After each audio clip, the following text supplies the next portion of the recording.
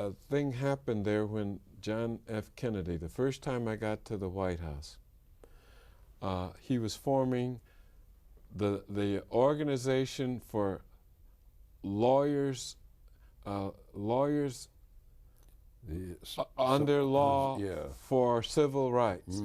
And they had this huge, it was bipartisan. I remember I saw former Attorney General Rogers, the Republican. I'm in the White House. There were all the senators and congressmen. Senator Pat McNamara said that I can send 3 people from Michigan to go to this historic formation of this organization. And he picked me, he picked a lawyer named Damon J. Keith, and he picked a lawyer named George W. Crockett. And all 3 of us went there for this wonderful day. We took pictures in the Rose Garden. I mean, it was my first visit to the White House. It was the first president I'd ever met. And all of this was building up my political spirit of government service. And it was kind of pointing toward Congress. So I was looking for this opportunity. Then we get a district, and it's the district that we had hoped for. And of course, by that time, when people realized that there could be a district in which an African American started running, boy, they came in. I think there were 13 people running in the Democratic primary alone, plus others. And we'd go to Dick Austin, Bob Millender would go to Dick Austin and say, Dick, we know they're trying to get you to run. And Austin says, no, I'm not going to run.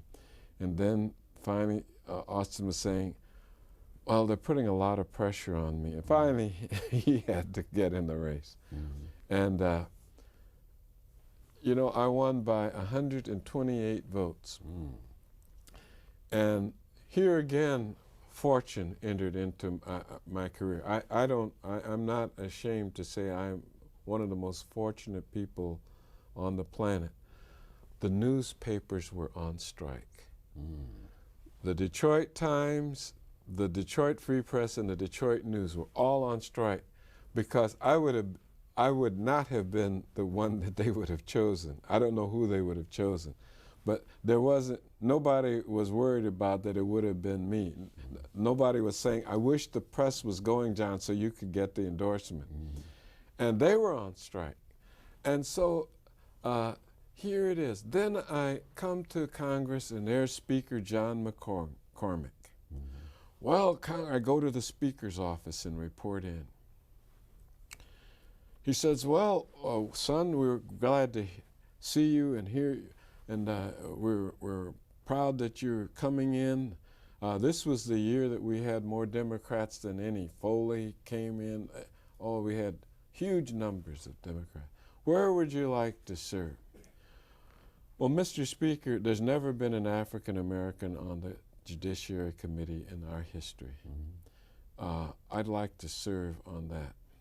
He says, well, Congresswoman Martha Griffiths has already selected Bill Ford, who'd come in with you, who's not only a lawyer, Conyers, but he's a justice of the peace.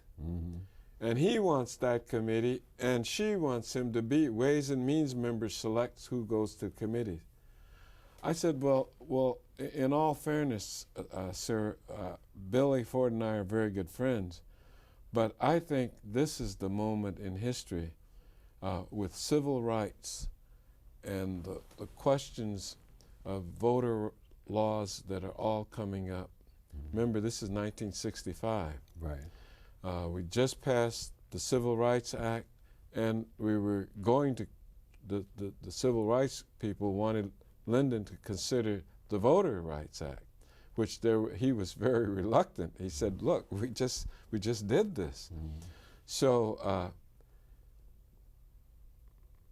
he said, you're right.